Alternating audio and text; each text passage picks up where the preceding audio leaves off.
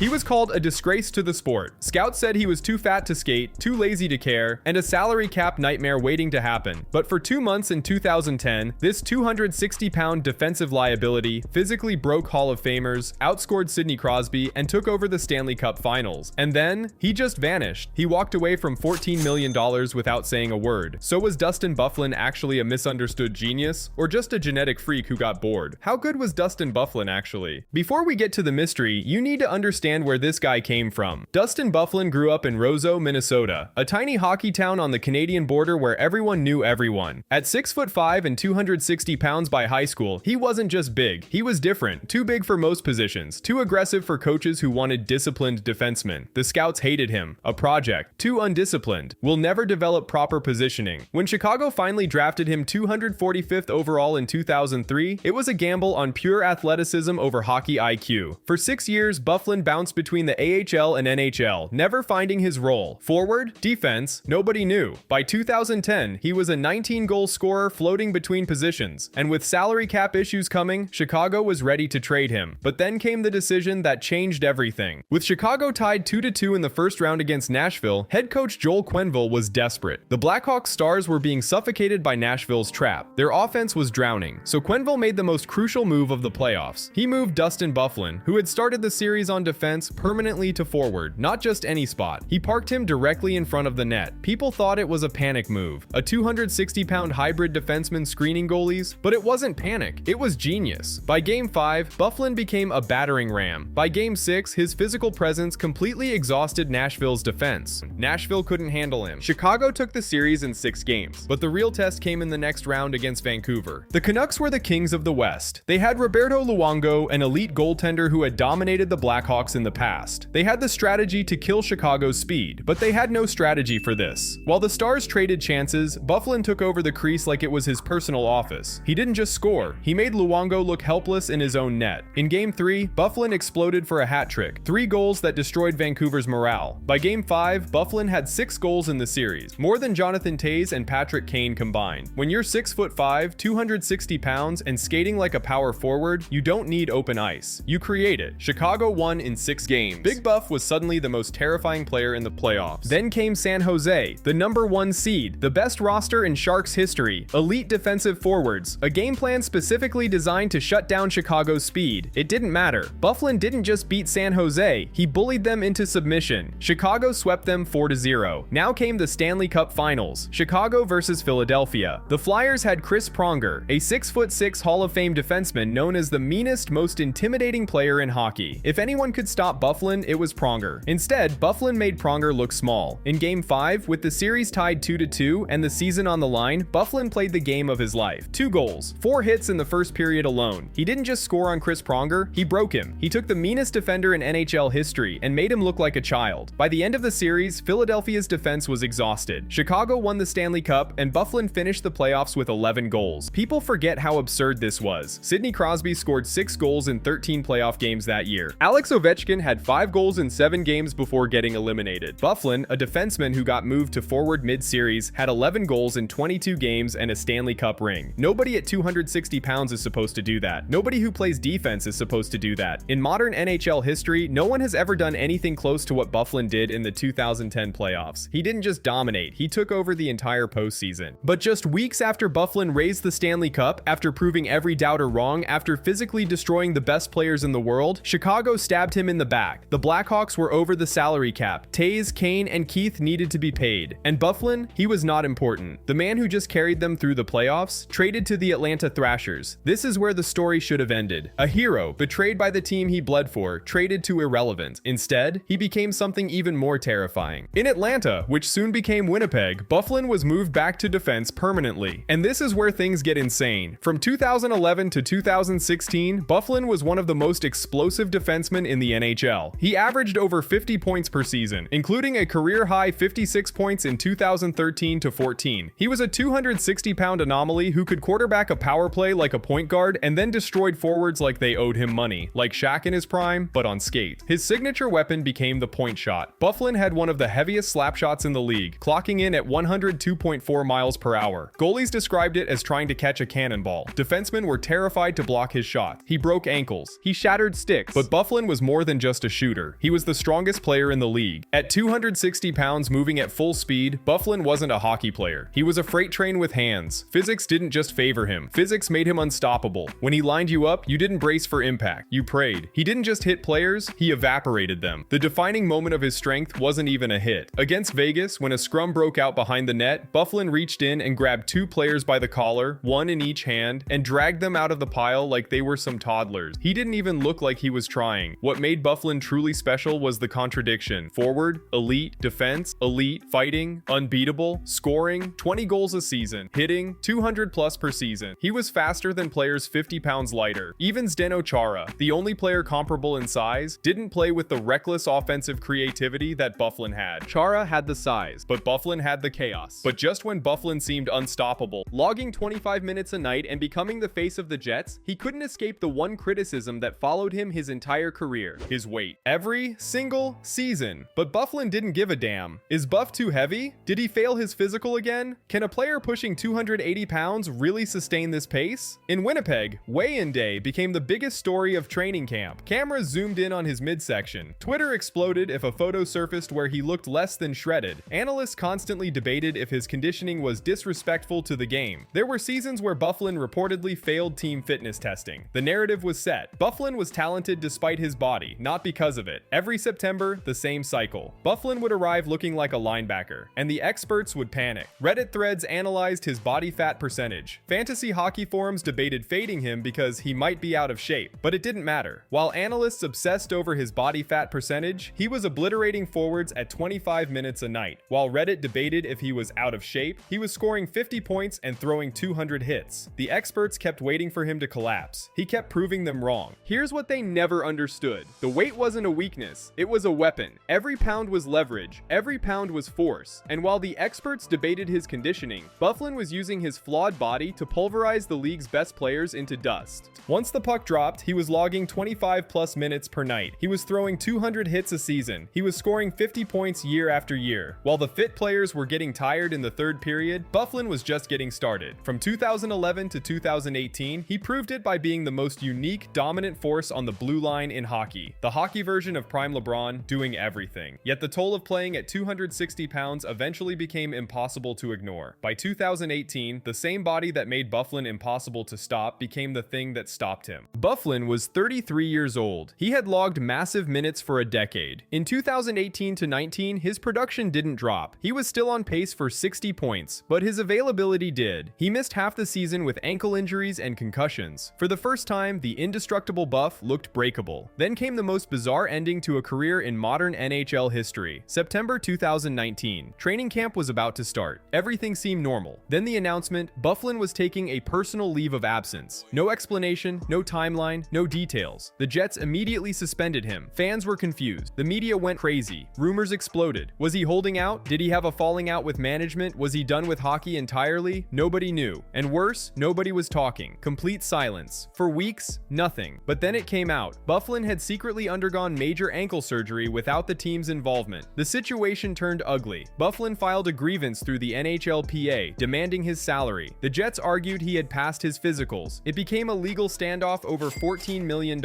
Lawyers got involved. The union got involved. And through all of it, complete silence from Byfuglien himself. Every hockey fan was in chaos. Every day, new theories came up. Sports talk radio in Winnipeg dedicated entire shows to the situation. Where is Buff? Became the most popular mystery in the NHL. The narrative split in two. Group A believed Byfuglien was broken, that his ankle was destroyed and the Jets were trying to avoid paying him. Group B believed he had simply lost the fire, that he was mentally exhausted after a decade of punishment and just wanted to fish. The Jets organization went into lockdown. GM Kevin Cheveldayoff mastered the art of saying nothing. Coach Paul Maurice was asked about Byfuglien every single day. His answer became a broken record. The situation remains unchanged. Months went by. The 2019-20 season started without him. The trade deadline passed without him. Byfuglien's teammates were stuck in the middle. When asked, they gave standard hockey answers. We respect his privacy. We love Buff. But you could tell, even they didn't know if he was ever coming back. Fans dissected every rumor like it was the Zapruder film. Was he rehabbing in secret? Was he holding out for a trade? Was he really just done? The Winnipeg fans held out hope. They remembered how dominant he was. They thought maybe he'd heal up and return for the playoffs like a superhero. But as the season ground to a halt due to COVID, the silence became Fame louder. No workout videos, no leaked photos of him skating, no agent statements. Reality set in. This wasn't a holdout, this was the end. Finally, in April 2020, after months of silence, the standoff ended. No press conference, no farewell tour, no tearful goodbye, just a press release. Dustin Byfuglien and the Jets had mutually terminated his contract. To get his freedom, Byfuglien walked away from $14 million guaranteed dollars. Let that sink in. He didn't retire because he couldn't play. He didn't retire because nobody wanted him. He left $14 million on the table simply because he was done. One of the most physically dominant players in NHL history just vanished. The player who ran over Chris Pronger, outscored Sidney Crosby in the playoffs, and delivered hits that are still replayed a decade later never took a final shift. He never got a standing ovation in Winnipeg. He never raised his stick to the crowd one last time. Fans felt empty. The Winnipeg Jets didn't hold a ceremony. Byfuglien's name just disappeared from the roster, like he'd never been there at all. And to this day, nobody knows the full story. Byfuglien has never done a tell-all interview. He has never explained why he ghosted the team. He just packed his gear, went to his cabin, and started fishing. For a player who spent 15 years bulldozing the NHL, throwing hits that ended careers and scoring goals that broke defenses, he vanished like a ghost. No goodbye, no ceremony, just silence. The loudest player in hockey quit in complete silence, and nobody saw it coming. So does a 260-pound ghost deserve to be in the Hall of Fame? Here's the truth the NHL doesn't want to admit. Byfuglien broke their game. He was too big, too skilled, too unpredictable. He proved that a 260-pound liability could dominate Hall of Famers. He rewrote the rules. In the 2010 playoffs, he was the most dominant player in hockey. 11 goals as a converted defenseman. More productive than Crosby and Ovechkin. He didn't just score on Chris Pronger, he physically destroyed him while scoring at a historic rate. In his Winnipeg years, he was the most entertaining player in the NHL for a decade. 50+ points per season, devastating hits, elite precision from the blue line, and a charisma that made him a hero. Let's be brutally honest. On paper, Byfuglien's resume doesn't scream Hall of Fame. 525 points in 869 games, 4 All-Star appearances, 1 cup. He never won a Norris Trophy. He was never the captain of a championship team after 2010. But here's what the stats will never show. Byfuglien was the most terrifying player in hockey. Opponents didn't game plan for his point totals. They game planned to survive him. You can measure points, but you can't measure the terror in a forward's eyes when Byfuglien lined them up. You can't measure how a 265-pound man could skate like he weighed 200. All-time ranking. Byfuglien is the most unique player in modern NHL history. No one at 260 pounds has ever been that skilled, that versatile, and that explosive. What he proved: you don't need to fit the mold to dominate. Size and skill can coexist. Late-round picks can become superstars. You can be the biggest guy on the ice and still have the softest hands. What he didn't do? Win another cup. Stay healthy late in his career. Give us the goodbye we deserved. And when hockey tried to put him back in a box, when they criticized his weight, questioned his conditioning, doubted his commitment, he walked away with $14 million